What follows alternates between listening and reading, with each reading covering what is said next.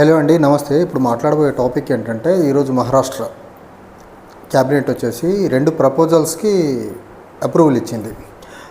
ఒకటి వచ్చేసి state SC కమిషన్కి రాజ్యాంగబద్ధమైన హోదా కల్పించాలి, అంటే కాన్స్టిట్యూషనల్ స్టేటస్ ఇవ్వాలనేసి ఒక ఆర్డినెన్స్ తీసుకొచ్చింది. దానికి క్యాబినెట్ అప్రూవల్ ఇచ్చింది. అండ్ సెకండ్ క్యాబినెట్ డెసిషన్ ఏంటి అంటే, మహారాష్ట్రలో ఉన్న ఓబీసీస్ క్రీమీ లేయర్ లిమిట్ ఏదైతే ఉందో 8 lakhs నుంచి 15 lakhs పెంచాలనేసి సెకండ్ క్యాబినెట్ అప్రూవల్ ఈరోజు. సో మహారాష్ట్రలో నాకు తెలిసి మోస్ట్లీ అప్కమింగ్ మంత్లో నవంబర్లో ఆర్ డిసెంబర్లో ఎన్నికలు ఉండేదానికి ఆస్కారం ఉంది. ఈ ఎన్నికలను దృష్టిలో పెట్టుకొని రాష్ట్ర cabinet BJP, NCP, Ajit Pawar as well as Shiv Sena, Eknath Shinde fractions కూటమిగా ఉన్న ప్రభుత్వం తీసుకునే ప్రధానమైన నిర్ణయాలు ఈ 2. ఒకటి ఎస్సీకి స్టేట్ ఎస్సీ కమిషన్కి కాన్స్టిట్యూషనల్ హోదా, as well as creamy layer limit from 8 lakhs నుంచి 15 lakhs పెంచేదానికి సెంటర్ని ఒక రిక్వెస్ట్ ప్రపోజల్ పెట్టారు. సో బీజేపీ పాలిత రాష్ట్రాల్లో తీరు ఎలా ఉంది అంటే, ఏ రాష్ట్రానికైతే అసెంబ్లీ ఎన్నికలు రాబోతున్నాయో ఆ రాష్ట్రానికి ఒక తాయిలం ప్రకటిస్తారు కొన్ని కమ్యూనిటీస్కి. ఫర్ ఎగ్జాంపుల్ 2023 తెలంగాణలో అసెంబ్లీ ఎన్నికలు జరిగినప్పుడు ఇక్కడ ఎస్సీ కేటగరైజేషన్ గురించి ఒక నరేంద్ర మోదీ ఇక్కడికి వచ్చి ఒక మీటింగ్ పెట్టి మందకృష్ణ మాదిగ గారిని పక్కన పెట్టుకొని ఎస్సీ కేటగరైజేషన్కి ఒక ప్రపోజల్ పెట్టారు ఇక్కడ.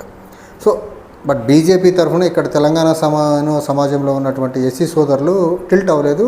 అది కొంచెం డిఫరెంట్ ఆస్పెక్ట్ అది. బట్ ఏ స్టేట్లో అయితే ఎలక్షన్స్ ఉంటాయో అక్కడున్న మేజర్ కమ్యూనిటీస్ని తన వైపుకి తిప్పుకునేదానికి కొన్ని అడ్మినిస్ట్రేషన్ పరమైనటువంటివి, కాన్స్టిట్యూషన్ పరమైనటువంటివి, లేకపోతే కొన్ని ఫ్రీబీస్ లాంటివి కొన్ని జనరల్గా బీజేపీ ఇచ్చుకుంటూ ముందుకు వస్తుంది కమ్యూనిటీస్కి. ఇక్కడ తెలంగాణలో ఎస్సీ కేటగరైజేషన్ అన్నారు.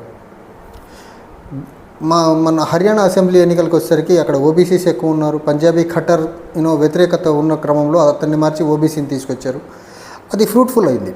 ఓబీసీ ముఖ్యమంత్రిని పెట్టడం వల్ల ఓబీసీ ఓట్ కన్సాలిడేషన్ అయింది, గెలిచేశారు అక్కడ. ఇప్పుడు నెక్స్ట్ అది పెద్ద రాష్ట్రం మహారాష్ట్ర, చాలా సిగ్నిఫికెన్స్ ఉన్న రాష్ట్రం. ఈ రాష్ట్రంలో గెలవాలంటే ఏదో ఒకటి చేయాలి. ఏదో ఒకటి చేయకపోతే వాళ్ళ మీద ఇప్పటికే రకరకాల పార్టీలని చీల్చి గవర్నమెంట్ ఫామ్ చేశారనే వ్యతిరేకత ఒకటి ఉంది. తర్వాత గుజరాతీ కార్పొరేట్స్కి పెద్దపీట వేస్తున్నారు. గుజరాతీ వ్యాపారస్తుల కోసమే మహారాష్ట్ర గవర్నమెంట్ పనిచేస్తుందనే ఒక అపవాదం ఉంది.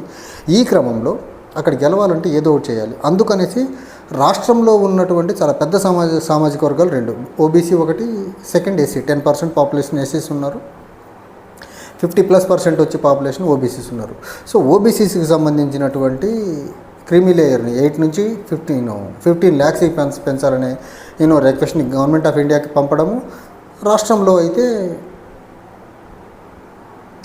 ఎస్సీ కమిషన్కి కాన్స్టిట్యూషనల్ హోదా ఇవ్వాలి. ఈ ప్రపోజల్ ఇప్పుడు ఎందుకు తీసుకున్నారంటే, రీసెంట్గా హర్యానాలో ఎన్నికలు అయినప్పుడు అక్కడ ఈ ఎక్సర్సైజ్ కొంతవరకు వర్కౌట్ అయింది. ఓబీసీ కన్సాలిడేషన్ అవనివ్వండి, ఓబీసీ చీఫ్ మినిస్టర్ అవనివ్వండి, ఎస్సీ కమ్యూనిటీస్తో అవుట్ రీచ్ అవనివ్వండి, కొంతవరకు హెల్ప్ అయ్యి దగ్గరగా 17 ఎస్సీ రిజర్వ్డ్ స్థానాలు ఉన్న హర్యానాలో 8 స్థానాలు గెలుచుకుంటారు. అంటే almost close to 50% SC reserved స్థానాన్ని బీజేపీ గెలిచి దాని వెనకాల దగ్గరగా 50+ కమ్యూనిటీ మీటింగ్స్ పెట్టుకున్నారు. ఎస్సీ సామాజిక వర్గానికి అవుట్ రీచ్ అయ్యేదానికి బీజేపీ పార్టీ క్యాడర్ నుంచి కమ్యూనిటీ మీటింగ్స్ పెట్టారు ఎస్సీస్తో. At the same time RSS నుంచి కూడా కమ్యూనిటీ అవుట్ రీచ్ ప్రోగ్రామ్ పెట్టుకొని కొంతవరకు అది చాలా గ్రాండ్ సక్సెస్ అయ్యారు. అదర్వైజ్ ఎస్సీస్ జనరల్గా కాంగ్రెస్ కోటేసేవాళ్ళు అక్కడ. ఎస్సీస్ అండ్ జాట్స్ని నమ్ముకొని కాంగ్రెస్ పార్టీ గవర్నమెంట్ ఫామ్ చేస్తాననుకుంది. కానీ అన్ఫార్చునేట్లీ బీజేపీ ఏదైతే స్ట్రాటజీ చాకౌట్ చేసిందో community outreach programme, so ఎస్సీలతో దగ్గరగా 51 మీటింగ్స్ని కండక్ట్ చేసింది. తర్వాత సెకండ్ హైయెస్ట్ వచ్చేసి 57 ఓబీసీ కమ్యూనిటీ మీటింగ్స్ పెట్టుకుంది BJP party as a whole. తర్వాత ఆర్ఎస్ఎస్ నుంచి తర్వాత ఫస్ట్ హైయెస్ట్ మీటింగ్ వచ్చేసి జాట్స్తో పెట్టింది. 61 కమ్యూనిటీ మీటింగ్స్ పెట్టుకుంది. సో ఈ రకంగా ఈ కమ్యూనిటీ మీటింగ్స్ ఏవైతే ఉన్నాయో హర్యానాలో బీజేపీ గెలిచేదానికి చాలా పెద్ద మొత్తంలో హెల్ప్ అయిందనమాట. సో అదే ఫార్ములాని యాజ్ ఇట్ ఈజ్గా ఎక్కడైతే అక్కడ OBC, Jats as well as ఎస్సీలని కమ్యూనిటీ మీటింగ్లు పెట్టి తన వైపు తిప్పుకొని హర్యానాలో హయ్యెస్ట్ నెంబర్ ఆఫ్ ఇప్పటికీ బీజేపీకి రానటువంటి సీట్లు తెచ్చుకొని గవర్నమెంట్ ఫామ్ చేసిందో, సేమ్ స్ట్రాటజీ, సేమ్ ప్రిన్సిపల్ని ఇక్కడ ఎస్సీస్ యాజ్ వెల్ యాజ్ ఓబీసీస్ తర్వాత బంజారా కమ్యూనిటీ విషయంలో కమ్యూనిటీ అవుట్ రీచ్ కోసం కొన్ని స్పెషల్ ప్లాన్స్ చేస్తున్నారు వీళ్ళు. సో ఎక్కడ ఎన్నిక ఉంటే అక్కడ కులాల వారీగా వీళ్ళు టార్గెట్ చేసుకుంటూ ఆ కులాన్ని ఎన్నికల వరకు వాడుకొని బీజేపీ అధికారంలోకి వచ్చిన తర్వాత తన ఆర్ఎస్ఎస్ భావజాలానికి దగ్గరగా పరిపాలించే ప్రక్రియను మొదలుపెట్టేసింది. ఈ ట్రాప్లో ఈ కమ్యూనిటీస్ కూడా చాలా అలవోకగా పడిపోతున్నాయి. చూడండి, హర్యానాలో ఓబీసీస్ మెజారిటీ ఓటేసేసారు, ఎస్సీలో ఆల్మోస్ట్ 50% దగ్గరగా ఓటేసేసారు. జాట్ డామినెన్స్ ఉన్న ఏరియాల్లో కూడా కొంత బీజేపీకి సీట్స్ వచ్చేసాయి. సో కమ్యూనిటీ అవుట్ రీచ్, కులాలు ఒక పక్క మతం, ఒక solid support for the BJP, రెండో పక్క ఎక్కడైతే నంబర్ పరంగా బలమైన కులాలు ఉన్నాయో ఆ కులాల్ని కమ్యూనిటీ మీటింగ్స్ ద్వారా, కమ్యూనిటీ అవుట్ రీచ్ ద్వారా బీజేపీ తన వైపుకి తిప్పుకొని రాష్ట్రాల్లో అధికారాలు చేజారకుండా, లేకపోతే అధికారంలో లేని రాష్ట్రాల్లో అధికారంలోకి వచ్చేదానికి కమ్యూనిటీ అవుట్ రీచ్ ప్రోగ్రాంలు పెట్టేసేసి బీజేపీ తన సక్సెస్ ఫార్ములాను ముందుకు తీసుకెళ్తా ఉంది. But when it comes to Maharashtra, బీజేపీకి హర్యానాలో వర్కౌట్ అయిన కమ్యూనిటీ అవుట్ రీచ్ ప్రోగ్రామ్ అవ్వండి, కమ్యూనిటీస్ని కొంచెం పొలిటికల్గా ఎంపవర్ చేసే ప్రక్రియ ఏదైతే హర్యానాలో వర్కౌట్ అయిందో సేమ్ ఫార్ములా మనకు తెలంగాణలో వర్కౌట్ కాలేదు. బీసీ ఎస్సీలు ఎక్కువ ఓటేయాలి. ఇక్కడ ఎస్సీ కేటగరైజేషన్ గురించి సాక్షాత్తు ప్రధానమంత్రి వచ్చి మాట్లాడినా తెలంగాణలో వర్కౌట్ అవ్వలేదు. కానీ టు సమ్ ఎక్స్టెంట్ హర్యానాలో వర్కౌట్ అయింది. థర్డ్ టైం గవర్నమెంట్ ఫామ్ చేయబోతున్నారు వాళ్ళు. సేమ్ ఇదే ప్రక్రియని ఇప్పుడు మహారాష్ట్రలో మొదలు పెట్టబోతున్నారు. ఇక్కడ ప్రైమరీలీ 3 కమ్యూనిటీస్ని టార్గెట్ చేస్తున్నారు. ఒకటి OBC, second SC, third Banjara కమ్యూనిటీస్ని.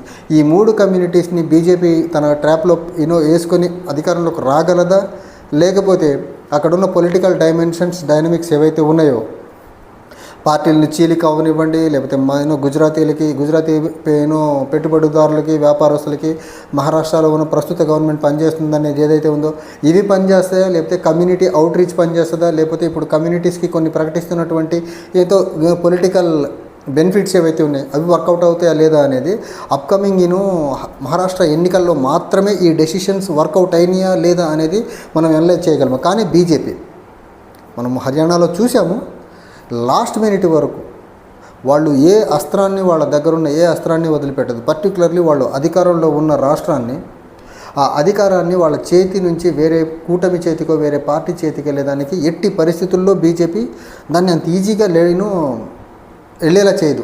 So last minute వరకు వాళ్ళు ఎఫర్ట్స్ అని పెడతారు.